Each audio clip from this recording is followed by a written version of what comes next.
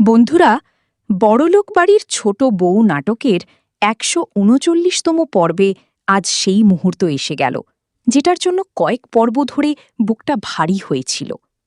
আজ কোর্টে দাঁড়িয়ে দুটো মানুষ, যারা একসময় স্বামী স্ত্রী ছিল। অহনা রাতের পর রাত ওই বাড়িতে ফোন করেছে। ফোন বেজেছে, কেউ তোলেনি। তবু অহনা বলল, সময় লাগবে, কিন্তু ভুলে যাব। আর দেখবেন মামা, আমাদের ডিভোর্সের কিছুদিনের মধ্যেই ও নতুন বিয়ে করবে। কান্না চোখে রেখেও এই মেয়ে মাথা নোয়ায়নি। সতু মামা বললেন, একবার অর্জুনের সাথে কথা বলি। অহনা থামিয়ে দিল। না মামা, ভিক্ষা চাইবেন না। আমার আত্মসম্মান আমি নষ্ট করতে চাই না।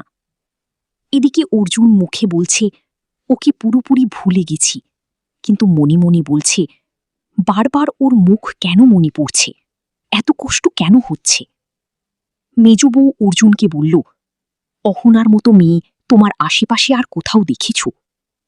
মিতা বলল, অহনা আমাদের যে স্বপ্ন দেখিয়েছে সেটা পূরণ করতে চাই, তাই স্বামী নিয়ে যেতে চাইলেও যায়নি। কিন্তু পল্টু সুযোগ পেলেই কানে কানে বলছে, সাবধান থাকিস, ওই মেয়ে তোকে বশ করার চেষ্টা করবে। তারপর এলো সেই দৃশ্য। কোর্টের বাইরে দুই পরিবার মুখোমুখি। উকিল বললেন, জজ আলাদা ঘরে দুজনের সাথে কথা বলবেন। পল্টু বলল, আমি ছোটুর সাথে যাব। অহনা শান্ত কিন্তু দৃঢ় গলায় বলল, স্বামী স্ত্রীর মাঝখানে তৃতীয় কাউকে চাই না। আমাদের এখনও ডিভোর্স হয়নি, আমরা আইনত এখনও স্বামী স্ত্রী। আর তখনই অর্জুন বলল, পল্টু দাদা, তোমাকে যেতে হবে না, আমি একা অহনার সাথে কথা বলতে চাই। এখানেই পর্দা নামল।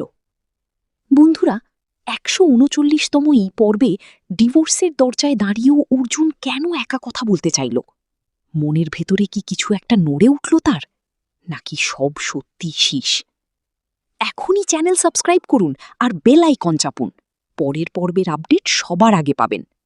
নিচে কমেন্টে বলুন, অর্জুন ফিরে আসবে নাকি এবার সত্যিই শীষ?